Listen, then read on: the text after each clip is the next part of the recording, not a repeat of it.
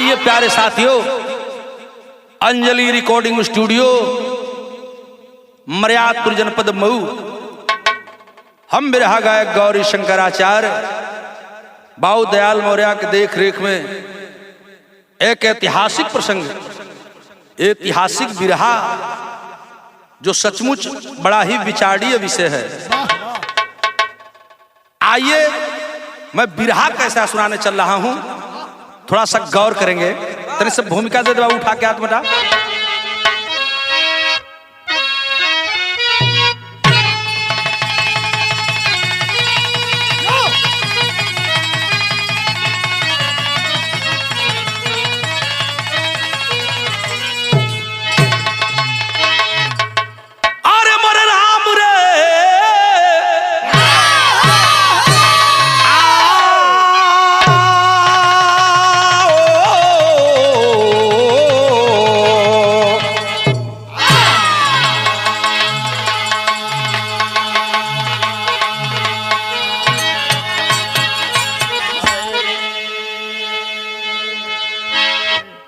किस कलम से लिखूं दास्ता भीम की, लेखनी भी द्रवती दिल से रोने लगी। चंद भंवरे चमन को कलंकित किए, चर्चा इतिहास में उनकी होने लगी। नहीं वो दिवाकर कभी अस्त होता, गगन में अगर मेघ छाए न होते। आज हम न होते यहाँ दोस्तों, बाबा साहब धरा पर न आए जो होते।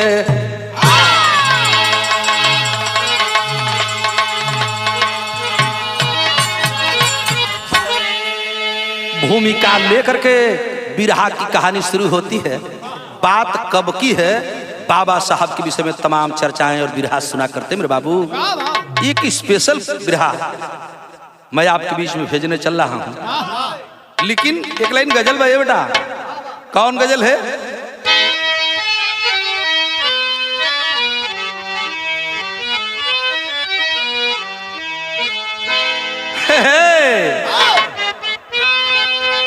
जो है दिल में हमारे उसी से।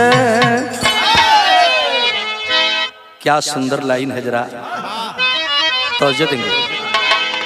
जो है दिल में हमारे उसी से, हम उसी का पता पूछते हैं। जो दिल में हमारे उसी से पता पूछते हैं। जो है दिल में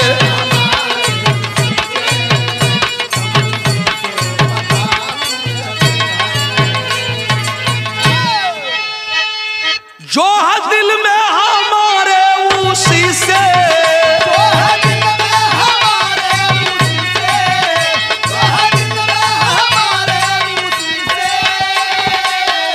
हम उसी का पता पूछते हैं। दोस्तों के मोहल्ले में रह करी, दोस्तों के मोहल्ले में रह करी दोस्ती का पता पूछते हैं। दोस्तों के मोहल्ले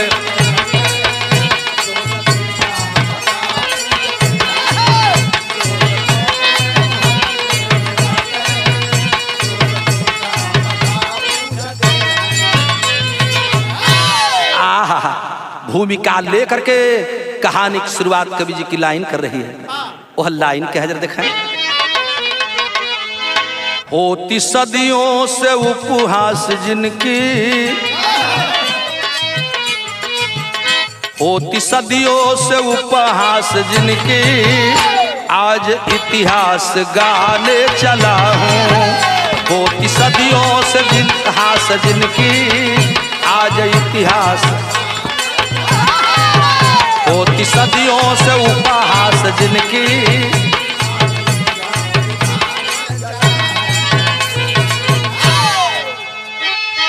होती सदियों से उपहास जिनकी,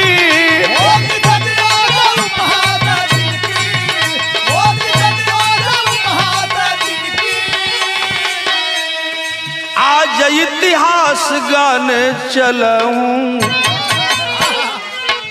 जिनको जाने जमाना जहां में, जिनको जाने जमाना जहां में, आज उनको बताने चला हूं। जिनको जाने जहाना आज उनको बताने, जिनको जाने जमाना,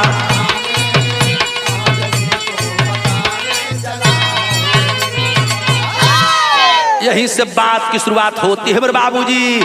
पतिया बा कब की एक बड़ी चर्चा होती है, खास करके मेरे समाज के लोगों में और मेरे बुद्धिजीवी वर्ग के लोगों में।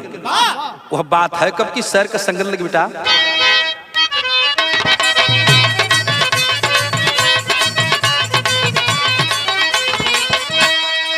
ललार लार लला लार ला ललर लारा, ललारे लार लला लार ला ललर लारा, कनारा नार नना नार नान नर नारा।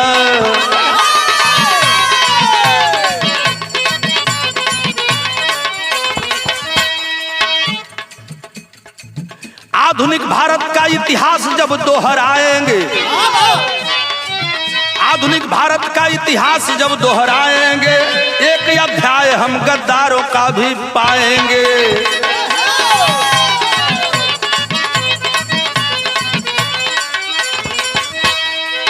प्रचंड मनुवादी, प्रचंड मनुवादी गांधीवादी के जमाने में, प्रचंड मनुवादी हुआ गांधी के जमाने में, भीम भी झुके नहीं दलितों को बचाने में।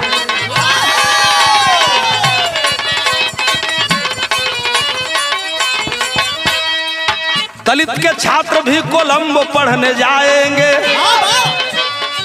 शूद्र के छात्र भी कोलंबो पढ़ने जाएंगे, साथ रहेंगे साथ जिएंगे निभाएंगे।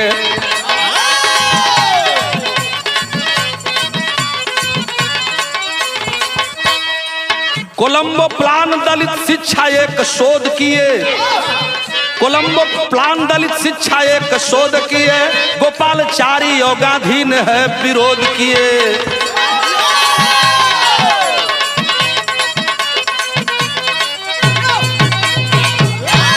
तनी ये बतिया के समझ ले सबे, ताकि गनवा समझले में दिक्कत न हो। बात हो समय का बा जब हम अंग्रेजी शासनों के अधीन थे। हमारे देश का Lord governor Lord Linlithgow, Lord Linlithgow 1936 में गवर्नर बना और 1943 तक रहा।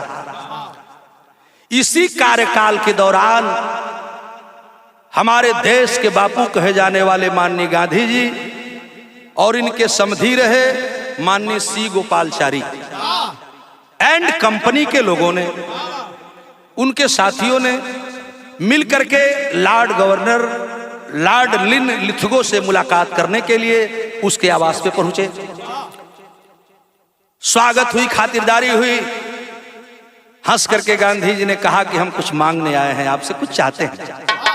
बताओ गांधी, आपको क्या चाहिए? अंग्रेजवा तनी ऐठ के कुल बोला, कल भैया बताओ क्या चाहिए आपको, आपकी क्या मदद कर सकता हूं?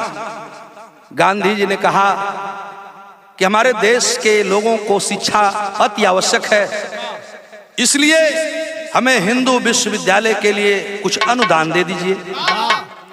कल केवल हिंदू विश्वविद्यालय के लिए? गांधी जी जब फंसने लगे तो लॉर्ड लिनलिथगो सवाल करता है क्यों केवल एक ही विद्यालय के लिए? तो कहा तब मुस्लिम विश्वविद्यालय के भी कुछ अनुदान दे दीजिए। हंस पड़ा लॉर्ड लिनलिथगो और गांधी जी को आश्वासन देता है कि मैं इन विद्यालयों को बढ़ाने के लिए, बच्चों को पढ़ाने के लिए मैं आर्थिक सहायता जरूर करूंगा। अपनी मांग को मांग करके गांधी एंड कंपनी, सी गोपालाचारी आदि लोग वहां से वापस आ गए। ई बतिया परम पूज्य बाबा साहब B.R. अम्बेडकर को जब जानकारी हुई, सोचने लगे गांधी जी ने हिंदू विश्वविद्यालय के लिए सहायता मांगी है, विश्वविद्यालय सजेगा बनेगा, मुस्लिम विश्वविद्यालय सजेगा बनेगा, लेकिन अफसोस तो इस बात का है मेरे समाज के साथ न पढ़ पाएंगे, न लिख पाएंगे, न विद्या अध्ययन कर पाएंगे। इसलिए कि उस समय हमारे शूद्रों को पढ़ने का अधिकार भी तो नहीं था। बाबा साहब बड़े संकट में पड़ गए। 2-4 दिन बीतल, एक दिन बाबा साहब ने विचार किया कि मुझे भी लॉर्ड लिनलिथगो से मिलना चाहिए। बाबा साहब एक दिन गईला जा करके, और जब चेंबर में पहुंचे स्वागत किया लॉर्ड लिनलिथगो। अंबेडकर जी बताइए क्यों आए हैं? कहना सर हमें कुछ आपसे सहायता चाहिए। कहना कि अभी तो मैंने गांधी और उनके साथी आए थे उनके लिए दिया है, कई चीजें दिया है, तुम क्या चाहते हो अंबेडकर? कहना सर यही तो बात है, मैं चाहता हूं कि जैसे आपने हिंदू विश्वविद्यालय के लिए सहायता किया है, मुस्लिम विश्वविद्यालय के लिए सहायता किया है, अन्य जो भी सहायता किए हों, मैं उधर नहीं जाना चाहता, लेकिन मैं ये चाहता हूं कि मेरे समाज के भी लोग शिक्षित हों, मेरे समाज के लोग भी पढ़ें। तब तुझे क्या चाहिए बताओ ना।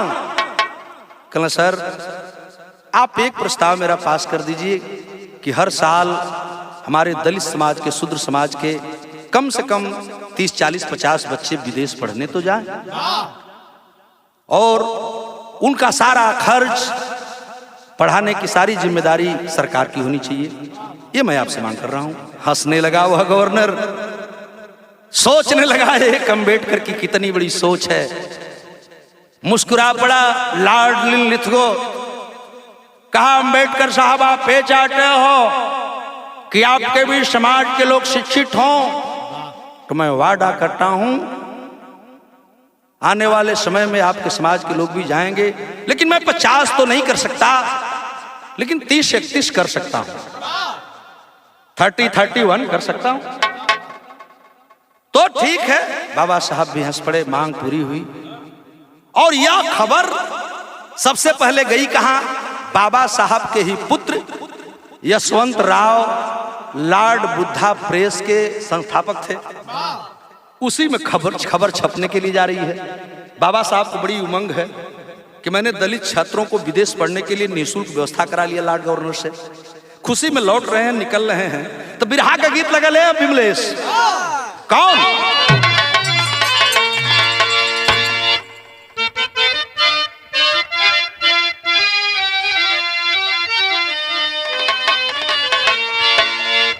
लोग गावा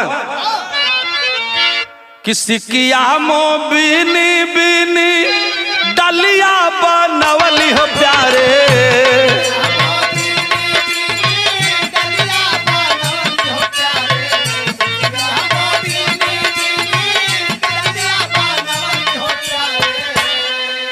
मुसवाला दनिया कैली जात।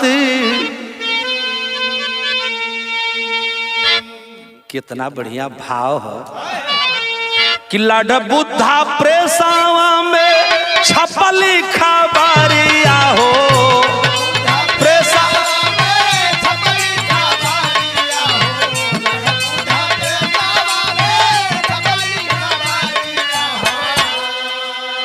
लिखला अम्बेडकर ऊपर नाम,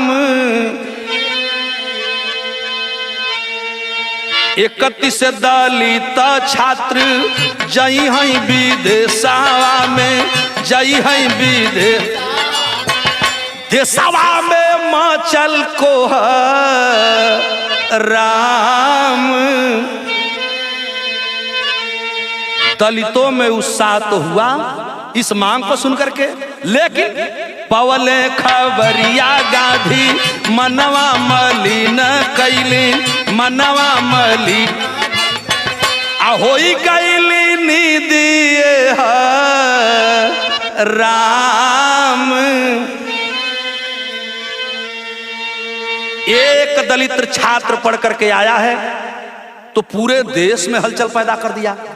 आइए 31 गो हर साल जब पढ़ के यहाँ तो देश जाई कहां?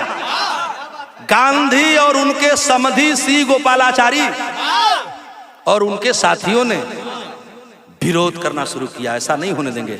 और यही देखें बाबू, ऐसे ना होई है अब, गांधी सोचे मानावा में, गांधी सोचे रोके बाद कई दिहल पालानी।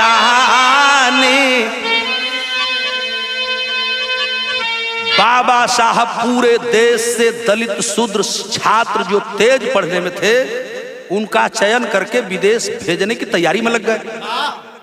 और गांधी एंड कंपनी के लोगों ने इसको रोकने की तैयारी में लग गए।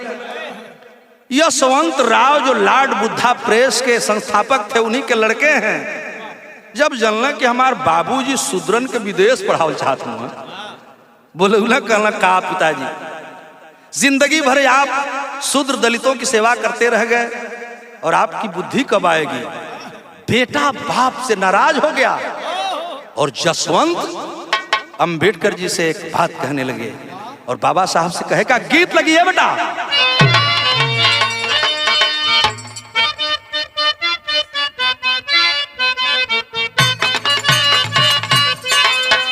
तर्ज ना बताई खाली संकेत बा कि पियवा मिलल बललमवा बोले के सपनवा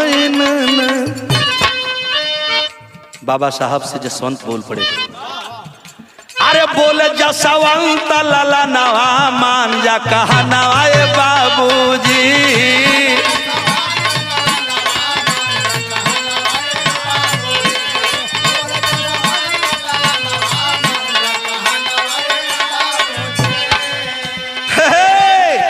पिताजी मैंने आपको बार बार समझाया लेकिन छोड़ दीजिए दलितों की लड़ाई, शूद्रों की लड़ाई छोड़ दीजिए, लेकिन आपको समझ कब आएगा। पूरा परिवार बिखर गया मेरा। जसवंत राव बाबा साहब को झकझोर दिए और कहला कि मैं अगर आप नहीं मानते हैं तो सुन लीजिए मेरी एक बात। जसवंत ने कहा उस समय बाबा साहब से कि टूट जाई सजल सपनवा मान ल कहा नवाए बाबूजी। टूट जाई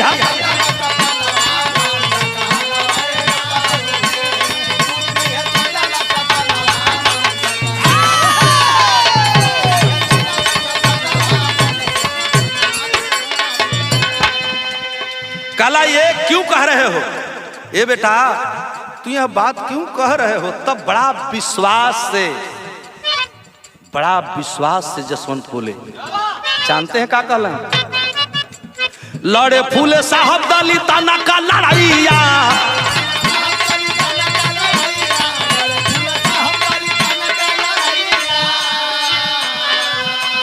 भइले अकेल कोई मिलल ना सहाइया।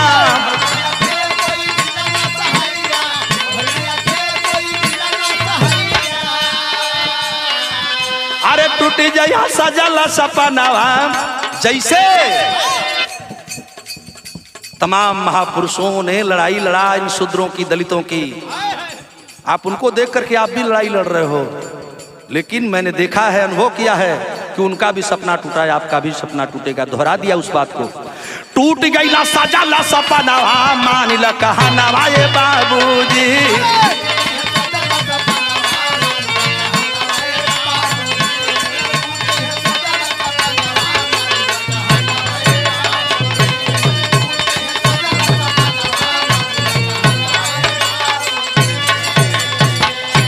बाबा साहब अपने सीने पर हाथ रखे कहे बेटा यशवंत तुझे अपने परिवार की चिंता है रे।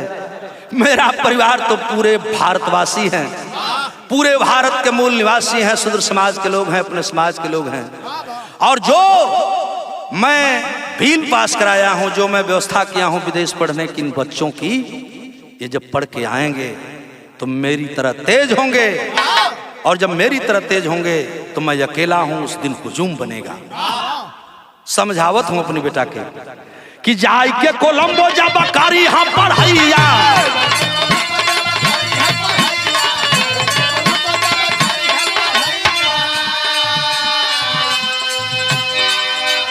दास्ता गरीबी से तब लड़ी हाँ लड़ैया।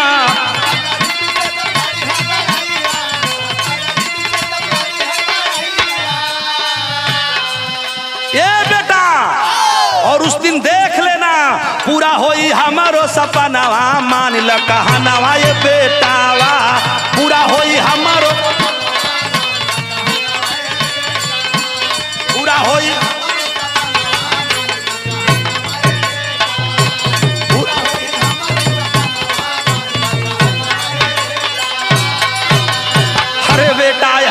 छात्र विदेश पढ़ करके आएंगे, तमाम विषयों पर अध्ययन करके आएंगे, तो उस दिन मेरा सपना पूरा होगा, समाज की भलाई करेंगे।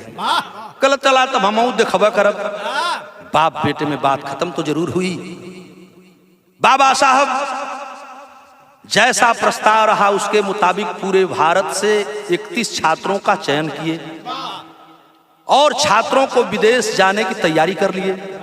तो रास्ता जल मार्ग से था। सभी को बॉम्बे में बुलाते हैं और बंबई बुलाए के लेके गईलन कहां विमलेश, गीत बदल गई।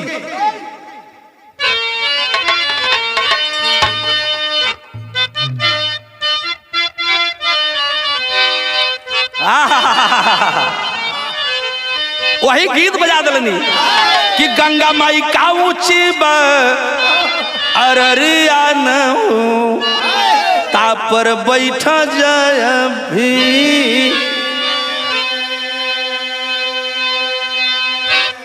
आजकल रामभवन माई बहन गांव में गावत है ये गीत के। पहलवा दूसर गांव ये समय हम सुनली है, ये लिए बिरहा में लिखली कि गंगा माई के ऊंची बा अररिया न तापर बैठा जाय भी। आता के ले समाज का नजरिया न हो, एक बेर ऐता मोरे भी। लेकिन प्रस्ताव के मुताबिक बाबा साहब B.R. अम्बेडकर दलित छात्रों को इकट्ठा करके बॉम्बे शहर में और लेकर के आ रहे हैं। कहां जरा देखा है, विदेश पढ़े जाए के तैयारी करा दे। कैसे कि बंदरगाह बंबई, ये भैया बंदरगाह बंबई सहरिया न हो, ओही सागर किनार बंबई, ओही समुद्र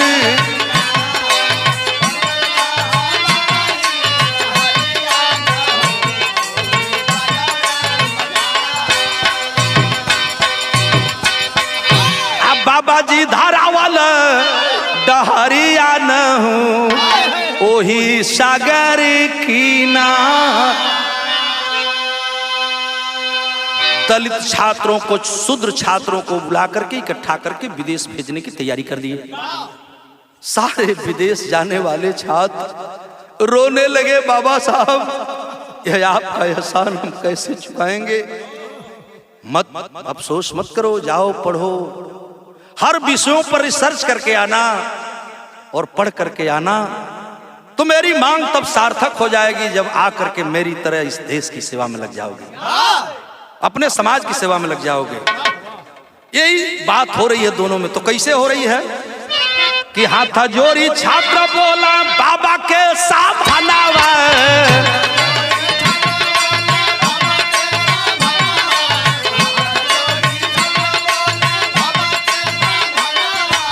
कैसे भुलायल जाई राउर ये हसनावा।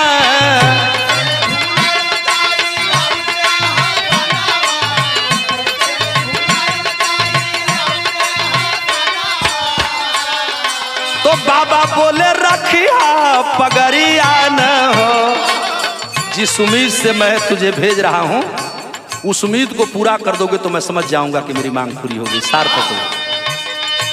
बाबा बोले रखिया पगड़िया न हो, ओही समुद्र किनार।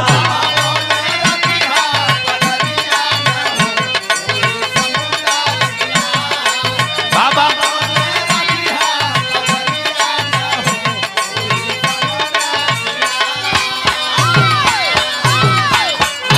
ए बेटा, तेरी राह मैं ही नहीं देख रहा हूं, अरे लागल बे समाज के नजरिया न हो। तुम्हारे ऊपर पूरे देश के शूद्रों की निगाह लगी है, हमारा समाज तुम्हारा इंतजार करेगा। जाओ।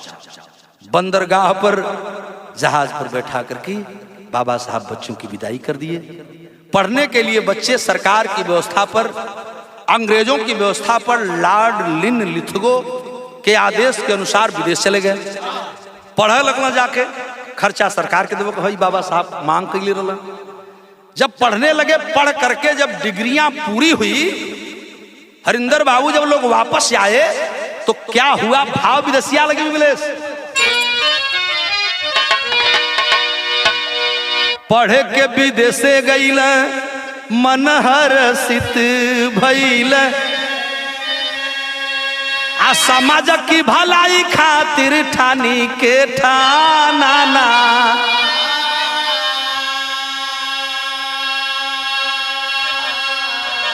ये भैया करी के पढ़ाई पूरी अइल वतनवा में, खुशिया में झूबा बाबा साहब के माना।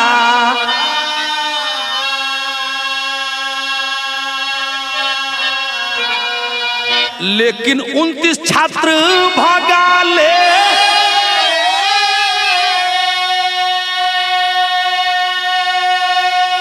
ये बाबू अपने भावना के आ तोड़ल समाज वाला सजल सपना।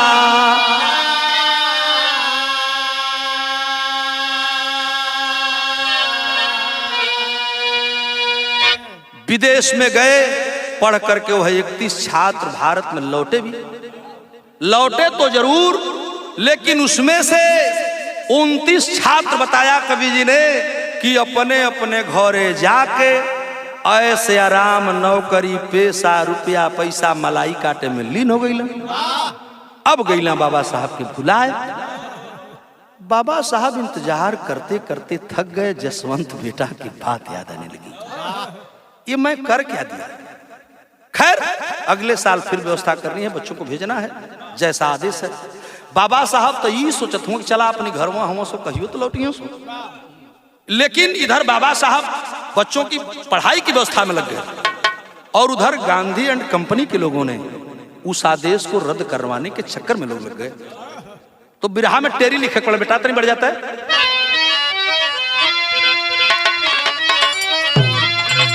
अरे साहब की मनसा पूरी ना हुई, अरे मोरे बाबू साहब की मनसा पूरी ना हुई, गांधी करमचंद मकसद को किया अधूरी।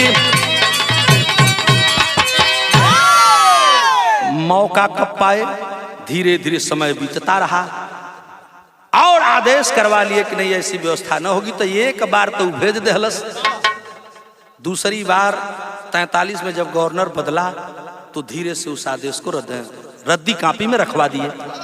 यही जब पड़ल बात समय कौन आ गई तनी देखा, धीरे धीरे वक्त गुजरता रहा। एक दिन देश आजाद होता है और अंग्रेजी शासन का आखिरी गवर्नर जो आजाद भारत के बाद भी गवर्नर रहा, जिसका नाम था लॉर्ड माउंटबेटन। लॉर्ड माउंटबेटन आजाद भारत के बाद भी भारत में रहा कुछ दिनों तक। उसी के बाद उसी गांधी करमचंद जी के समधी, जिनका नाम सी गोपालाचारी था, गवर्नर बन गए और यह अंग्रेजों के बाद पहले भारतीय गवर्नर हुए। मौका मिल गया गांधी को तो सबसे पहले काम ही करे का जथा तनी भाई देखा पापट लगी बेटा कि छल से छलिया कई दिहला छल भारी बाबा साहब संग।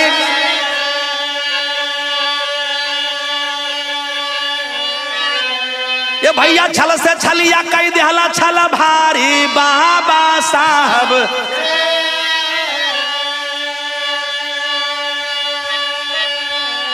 गांधी संग में सी गोपाला चारी बाबा साहब संग।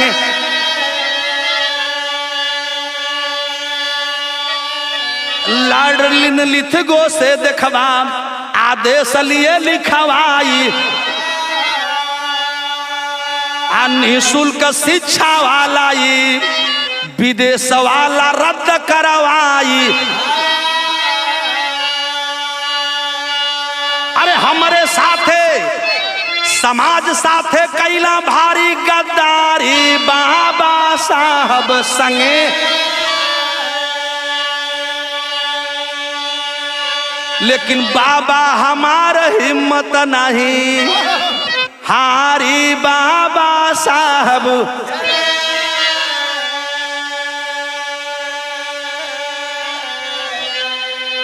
पहले से ही लगे थे, दिल के अंदर मलाल था। एक दलित छात्र पढ़ करके आया तो देश में कोहराम मचा दिया। दलितों की मांग को लेकर दिन रात लड़ता है, शूद्रों के लिए दिन रात लड़ता है। पहले ही से इन्हन के योजना बनल, जवन जवन पढ़ के लड़का अला 31 पहला राउंड वाले, दूसरा राउंड वाले लोगन को फोड़ करके अपने अपने घर भेज दिए। अपने मकसद में गांधी कंपनी के लोगों ने कामयाबी तो हासिल कर लिया, लेकिन असली काम उनको तब मकसद पूरा हुआ जब सी गोपालाचारी हमारे आजाद भारत के भारतीय प्रथम गवर्नर बने। उस तरह दूसरे नंबर पर गवर्नर थे, लेकिन भारतीय पहले थे। भारत का कोई गवर्नर पहला बना था तो वो थे सी गोपालाचारी। उसी में गांधी एंड कंपनी के लोगों ने उस आदेश को निरस्त करवा दिया। जो सरकारी साधन से बच्चे हमारे शूद्र समाज के पढ़ने वाले हैं उनको रोक दिया गया। ये खबर जब बाबा के लगल करेजा फाट गिली बाबू, और धोखा तो अपने लोगों से खाए हैं। तो इसलिए बिरहा में कवि जी ने भाव दिया, आल्हा लगी बेटा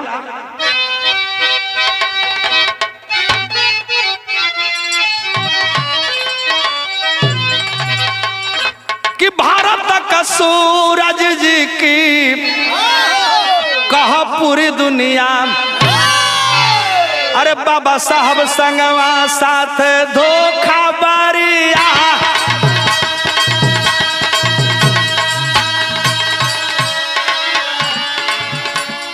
बाबा साहब साथ भइला धोखा बारिया।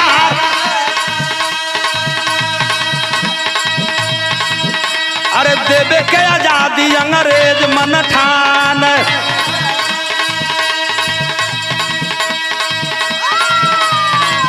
अरे दे द संविधान अपन कई के तैयार।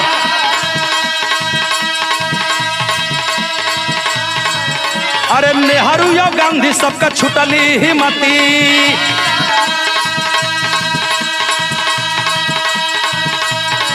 वही बाबा जी के आगे अइला ओई के लाचार।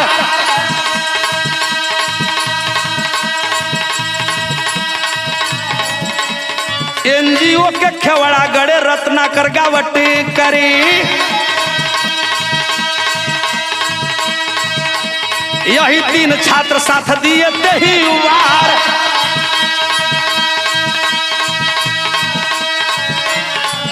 अरे संविधान रचना में बाबा दे गईल,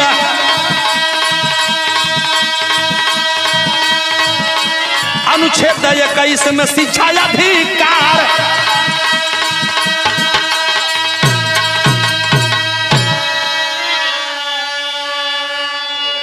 बाबा साहब समझ गए कि जब इनको मौका मिलेगा या मेरे आदेश को जरूर निरस्त करेंगे। इसलिए जब संविधान कमेटी बनी, संविधान समिति बनी, उस समय बाबा साहब के साथ 3 दलित छात्र जो पढ़ के आए थे वो साथ में थे रहे, और तो कुल भागी गई सो 3 लोग थे जिनका नाम बताया कवि जी ने, एनजीओ के खेवड़ा गड़े और रत्नाकर गावटकर। बाबा साहब समझ गए कि जो प्रस्ताव मैंने पास कराया था गांधी को जब मौका मिली तब ही निरस्त करा दिया। इसलिए संविधान लिखते समय ही संविधान के अनुच्छेद 21 क में शिक्षा का अधिकार दिया बाबा साहब ने।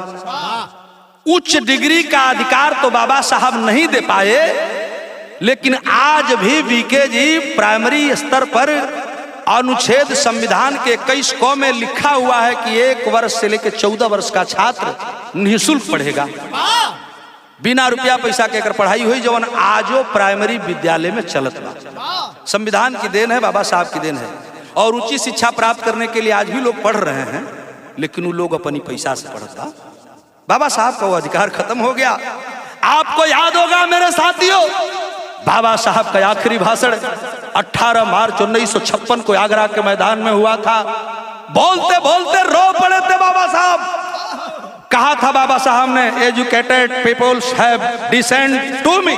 सबसे बड़ा धोखा अगर किसी ने दिया है तो मेरे समाज के पढ़े लिखे लोगों ने दिया है। कह करके रोने लगे बाबा साहब, और आज मेरा हृदय कांप रहा है।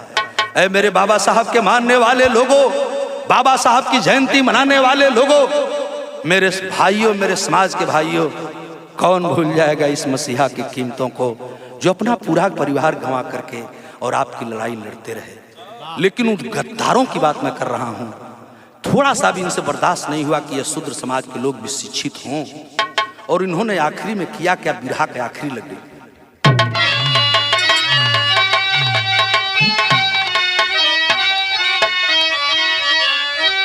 जैसे मारला बहेलिया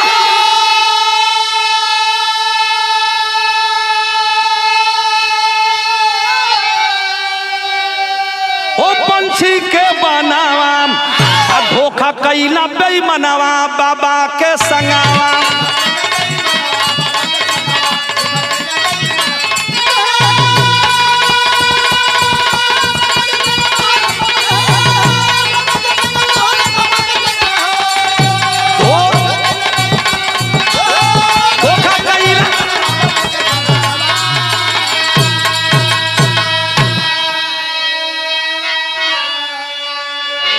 गोपालाचारी जब गवर्नर बन के आया, शिक्षा वाली नीति व निरस्त करवाया।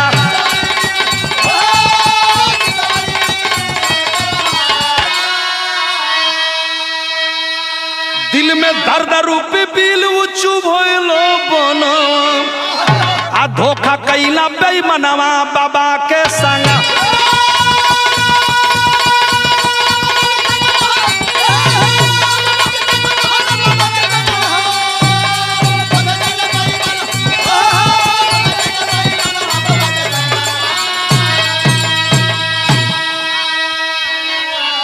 मन की मनसा मन में रोई हुई नई इच्छा पूरी, गद्दारों के चलते अब बाबा की इच्छा अधूरी। जख्मी बन के रह गई बाबा जी संगा।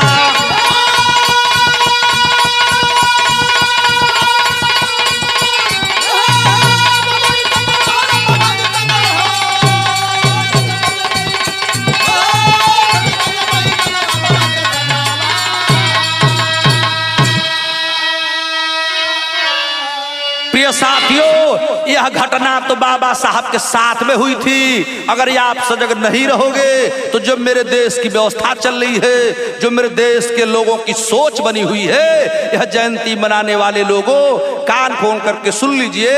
अरे बाबा साहब को मानने वाले लोगों, जिस तरह से हमारे बाबा साहब के बनाए हुए शिक्षा के अधिकार को लोगों ने रोका, हमारे लोग वंचित हुए।